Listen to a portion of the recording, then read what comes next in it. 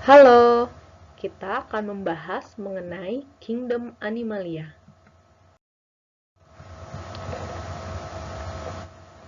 Perhatikan gambar berikut. Coba sebutkan, ada hewan apa saja pada gambar? Ya, ada burung, kuda, ayam, tikus, domba, babi, dan anjing. Dapatkah kamu mengelompokkan hewan-hewan tersebut menjadi dua kelompok? Berdasarkan perbedaan ciri apa kamu mengelompokkan hewan-hewan tersebut? Ya, misalkan bisa dari segi jumlah kaki. Masih banyak jenis-jenis hewan yang ada di bumi. Dalam sistem klasifikasi, gabungan dari semua jenis hewan yang ada di bumi dinamakan Kingdom Animalia. Lalu, bagaimana kita dapat mempelajari jenis-jenis hewan yang beraneka ragam bentuk dan cirinya? Yuk, mari kita belajar mengenai klasifikasi Kingdom Animalia. Tujuan pembelajaran yaitu peserta didik mampu mengidentifikasi perbedaan hewan avertebrata dan vertebrata. Peserta didik mampu menjelaskan ciri-ciri tiap kelompok hewan avertebrata. Peserta didik mampu mengelompokkan contoh hewan avertebrata. Peserta didik mampu menjelaskan ciri-ciri tiap kelompok hewan vertebrata. Peserta didik mampu mengelompokkan contoh hewan vertebrata. Mari kita belajar mengenai Kingdom Animalia. Ciri-ciri Kingdom Animalia yaitu yang pertama, makhluk hidup bersel banyak atau multiseluler. Kemudian, hewan ini adalah eukariotik, yaitu selnya sudah memiliki membran inti. Dan hewan itu adalah heterotrof, artinya apa? Hewan tidak dapat membuat makanan sendiri, maka untuk memenuhi kebutuhan makanannya ia bergantung oleh makhluk hidup lain. Kemudian, hewan dapat berpindah tempat. Itu adalah ciri-ciri mengenai Kingdom Animalia.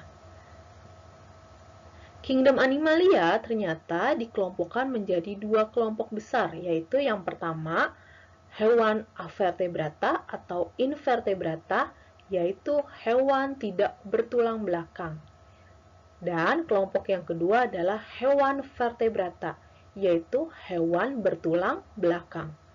Nah, masing-masing dari kedua kelompok ini diklasifikasikan lagi menjadi beberapa kelompok. Kita bahas yang hewan avertebrata terlebih dahulu. Di sini, kelompok yang pertama ada Porifera, lalu kelompok yang kedua ada Coelenterata, kemudian kelompok yang ketiga ada Vermes. Vermes ini dikelompokkan menjadi tiga kelompok. Yang pertama yaitu Platyhelminthes, yang kedua Nemathelminthes, dan yang ketiga adalah Annelida. Selanjutnya, kelompok avertebrata berikutnya adalah ada Mollusca, lalu Arthropoda, dan Echinodermata. Itu adalah kelompok dari hewan avertebrata atau hewan tidak bertulang belakang. Selanjutnya, kelompok hewan vertebrata yaitu ada Pisces, Amphibia, Reptilia, Aves, dan Mamalia. Ini adalah 5 kelompok dari hewan vertebrata atau hewan bertulang belakang. Mari kita bahas mengenai hewan avertebrata terlebih dahulu. Seperti yang sudah disebutkan tadi bahwa vertebrata dikelompokkan menjadi beberapa kelompok. Porifera, Coelenterata, Platyhelminthes, Nemathelminthes, Annelida, Mollusca, Arthropoda, dan Echinodermata. Mari kita bahas satu persatu dari tiap kelompok avertebrata ini.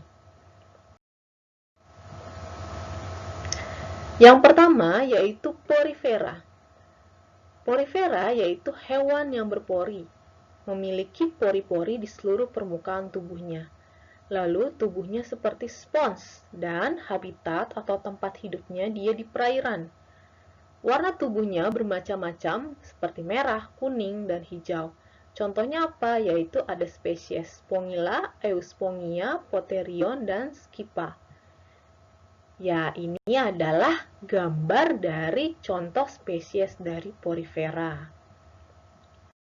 Selanjutnya, kelompok yang kedua adalah Coelenterata.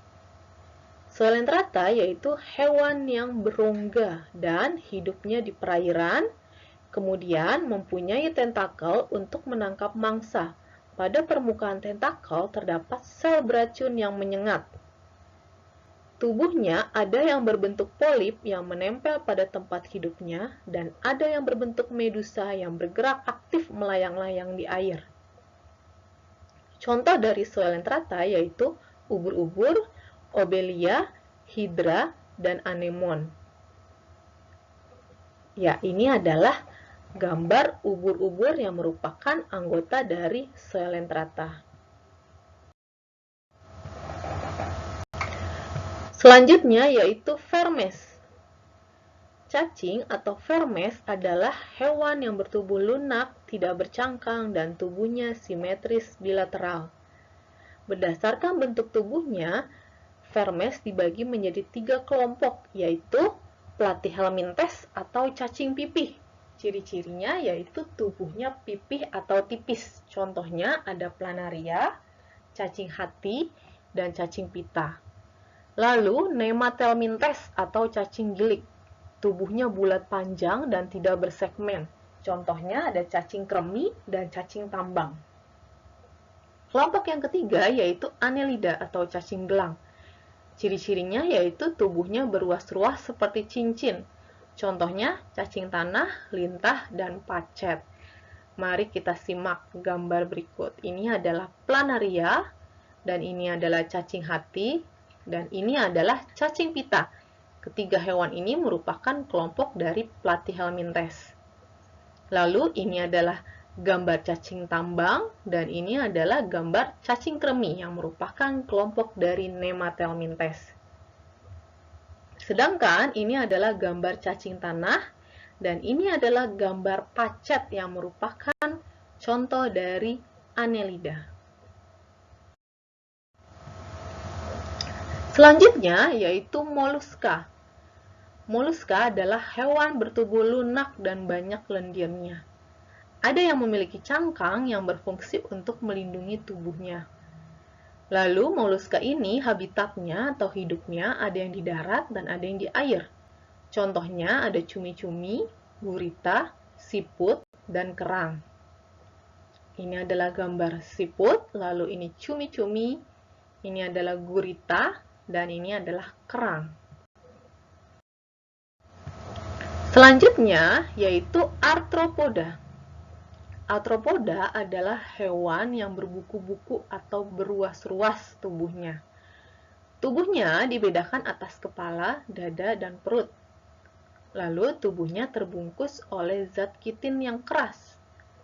Arthropoda dibagi menjadi 4 kelas berdasarkan jumlah kakinya, yaitu yang pertama, insekta. Insekta ini jumlah kakinya ada 3 pasang atau berjumlah 6 kaki. Contohnya, belalang, lebah, semut, kupu-kupu. Lalu, Arachnoide. Ini adalah kelompok arthropoda yang jumlah kakinya ada 4 pasang atau 8 kaki. Contohnya ada laba-laba dan kalajengking. Dan kelompok yang ketiga adalah krustase, yaitu arthropoda yang jumlah kakinya ada 5 pasang kaki berjalan atau 10 kaki. Contohnya ada udang, kepiting, dan lobster. Dan kelompok yang terakhir adalah Myriapoda. Myriapoda dikelompokkan menjadi 2 kelompok, ada Silopoda dan Diplopoda. Silopoda di tiap segmen tubuhnya terdiri dari 2 kaki atau 1 pasang kaki, sedangkan Diplopoda di setiap segmen tubuhnya terdiri dari 4 kaki atau 2 pasang kaki. Contoh dari Chilopoda yaitu kelabang dan contoh dari Diplopoda yaitu kaki seribu. Ya, perhatikan baik-baik gambar berikut. Ini merupakan contoh dari insekta. Ada belalang, semut, capung, lalat, dan kupu-kupu. Sedangkan ini adalah gambar dari contoh Arachnoideae. Ada kalajengking dan laba-laba. Lalu ini adalah gambar dari contoh krustase. Ada lobster, udang, dan kepiting. Kemudian ini adalah gambar contoh dari kelompok Myriapoda. Ada kaki seribu dan kelabang. Selanjutnya kita akan bahas mengenai Echinodermata. Echinodermata adalah hewan yang tubuhnya diselimuti duri. Tubuhnya simetri radial dengan 5 lengan. Pada tubuhnya terdapat sistem ambulakral untuk alat gerak, bernafas, dan menangkap mangsa. Echinodermata dibagi menjadi 5 kelas, yaitu yang pertama asteroide atau contohnya adalah bintang laut, lalu echinoide contohnya adalah landak laut, Ophiuroide contohnya adalah bintang ular, Crinoide contohnya adalah lilia laut, Holoturoide contohnya adalah tripang. Ya, ini adalah gambar dari bintang laut, bintang ular laut, kemudian ada landak laut, dan tripang. Itu adalah mengenai kelompok hewan avertebrata.